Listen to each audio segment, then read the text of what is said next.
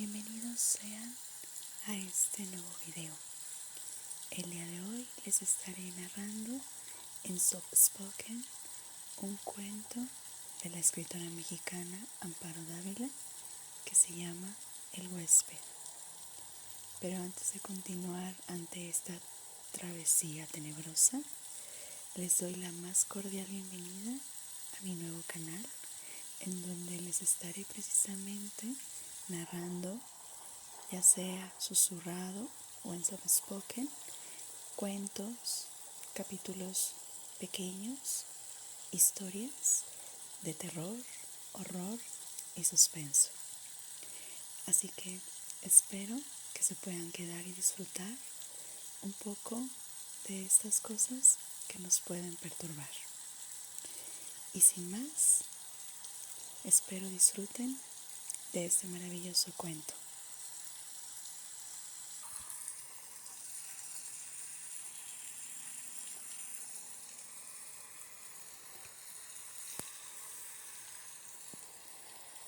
Nunca olvidaré el día en que vino a vivir con nosotros. Mi marido lo trajo al regreso de un viaje. Llevábamos entonces cerca de 3 años de matrimonio. Teníamos 2 niños y yo no era feliz. Representaba para mi marido algo así como un mueble que se acostumbra uno a ver en determinado sitio, pero que no causa la menor impresión.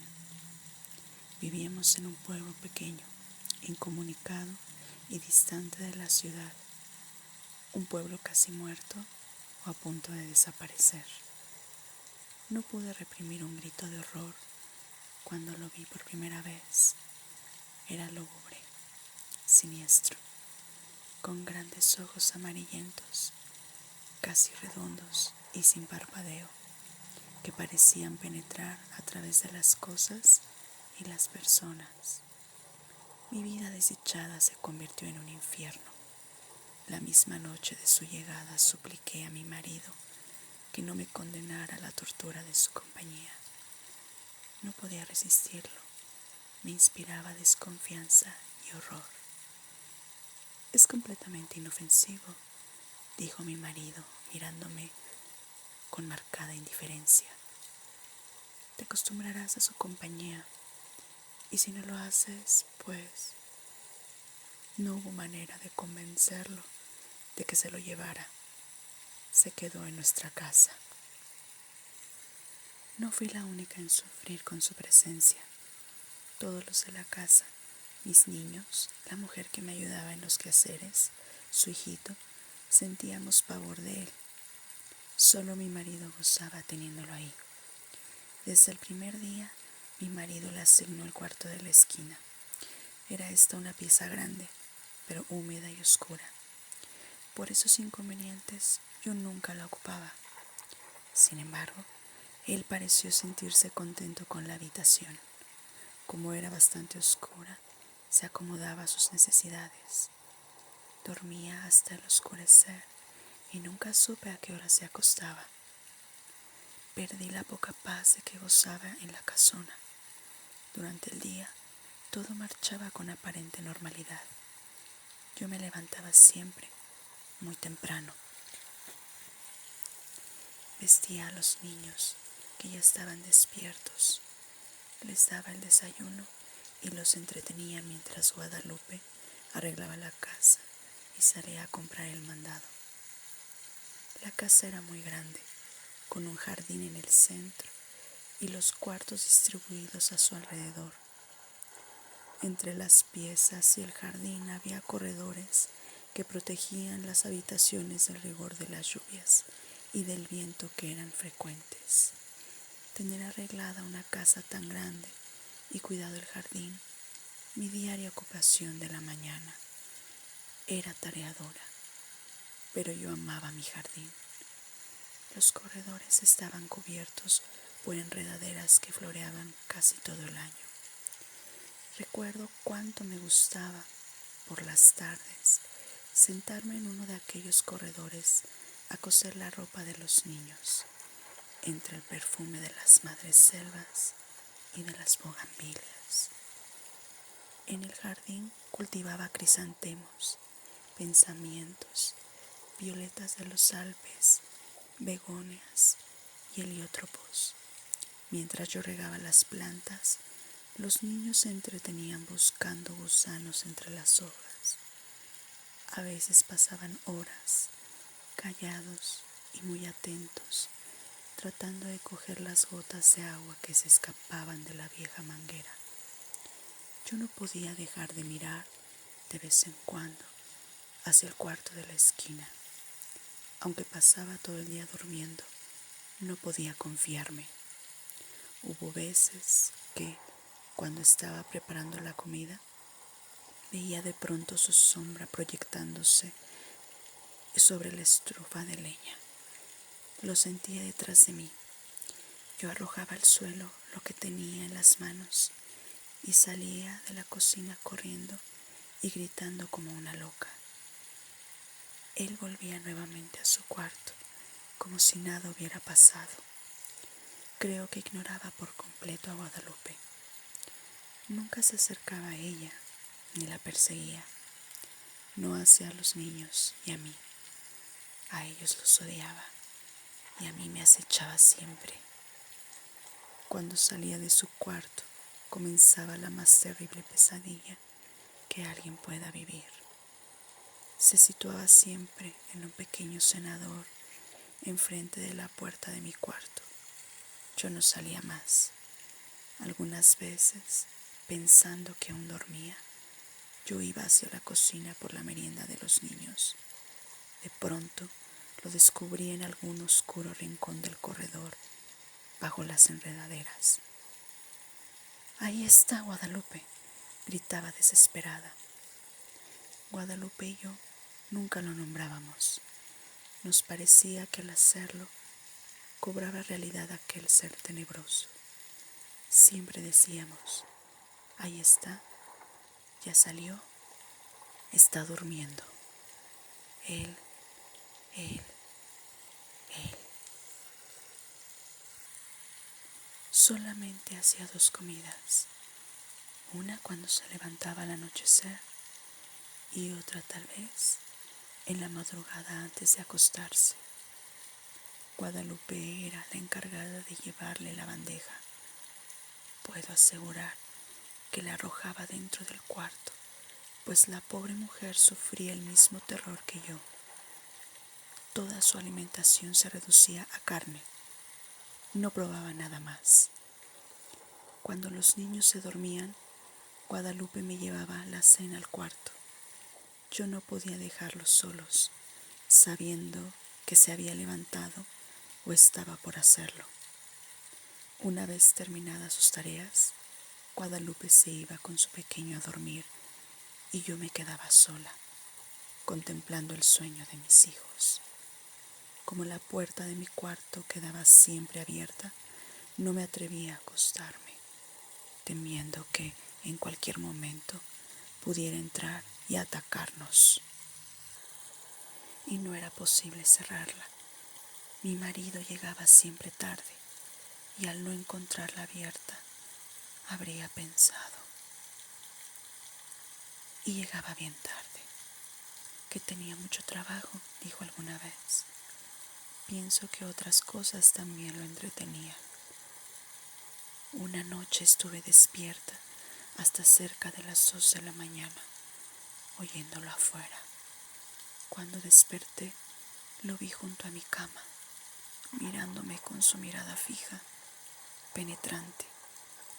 Salté de la cama y le arrojé la lámpara de gasolina que dejaba encendida toda la noche. No había luz eléctrica en aquel pueblo y no hubiera soportado quedarme a oscuras, sabiendo que en cualquier momento él se libró del golpe y salió de la pieza. La lámpara se estrelló en el piso de ladrillo y la gasolina se inflamó rápidamente.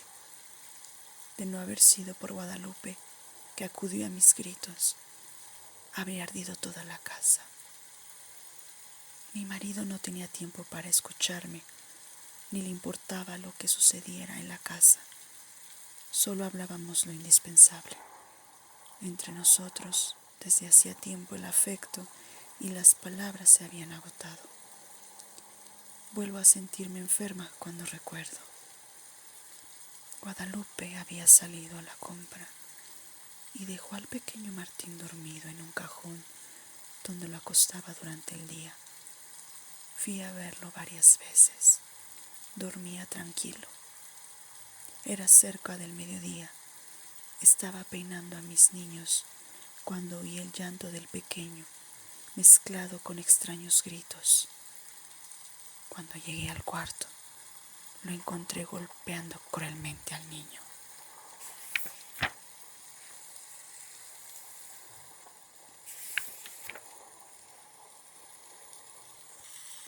Aún no sabría explicar cómo le quité al pequeño y cómo me lancé contra él con una tranca que encontré a la mano. Y lo encontré con toda la furia contenida por tanto tiempo.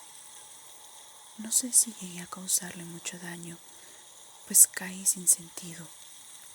Cuando Guadalupe volvió del mandado, me encontró desmayada y a su pequeño lleno de golpes y de araños que sangraban.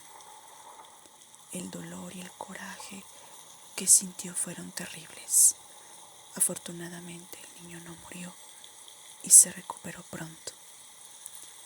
Temí que Guadalupe se fuera y me dejara sola. Si no lo hizo, fue porque era una mujer noble y valiente, que sentía gran afecto por los niños y por mí. Pero ese día nació en ella un odio que clamaba venganza. Cuando conté lo que había pasado a mi marido, le exigí que se lo llevara, alegando que podía matar a nuestros niños, como trató de hacerlo con el pequeño Martín. Cada día estás más histérica.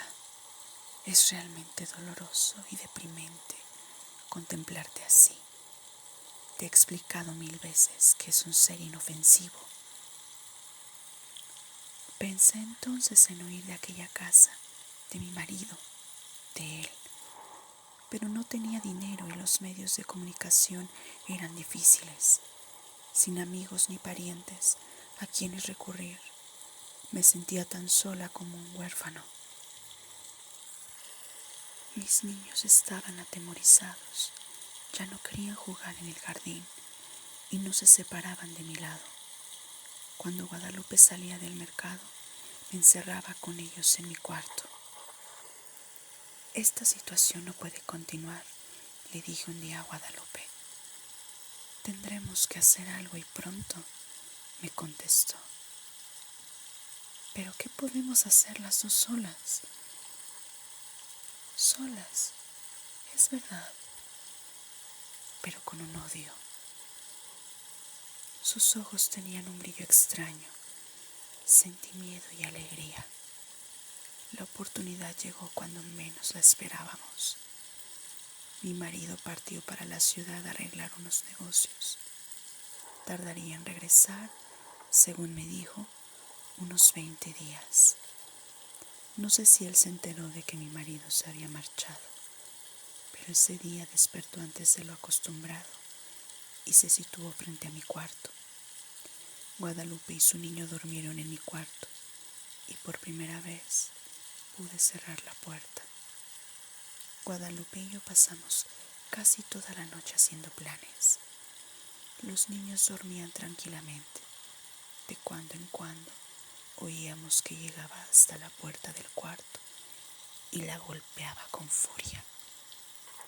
Al día siguiente dimos de desayunar a los 3 niños y para estar tranquilas y que no nos estorbaran en nuestros planes, los encerramos en mi cuarto. Guadalupe y yo teníamos muchas cosas por hacer y tanta prisa en realizarlas que no podíamos perder tiempo ni en comer. Guadalupe cortó varias tablas grandes y resistentes mientras yo buscaba martillo y clavos. Cuando todo estuvo listo, llegamos sin hacer ruido hasta el cuarto de la esquina. Las hojas de la puerta estaban entornadas. Conteniendo la respiración, bajamos los pasadores. Después cerramos la puerta con llave y comenzamos a clavar las tablas hasta clausurarla totalmente. Mientras trabajábamos, gruesas gotas de sudor nos corrían por la frente. No hizo entonces ruido. Parecía que estaba durmiendo profundamente. Cuando todo estuvo terminado, Guadalupe y yo nos abrazamos llorando. Los días que siguieron fueron espantosos. Vivió muchos días sin aire, sin luz, sin alimento. Al principio golpeaba la puerta, tirándose contra ella. Gritaba desesperado, arañaba. Ni Guadalupe ni yo podíamos comer ni dormir. Eran terribles los gritos. A veces pensábamos que mi marido regresaría antes de que hubiera muerto. Si lo encontrara así. Su resistencia fue mucha. Creo que vivió cerca de 2 semanas. Un día no se oyó ningún ruido, ni un lamento. Sin embargo, esperamos 2 días más antes de abrir el cuarto. Cuando mi marido regresó, lo recibimos con la noticia de su muerte repentina y desconcertante.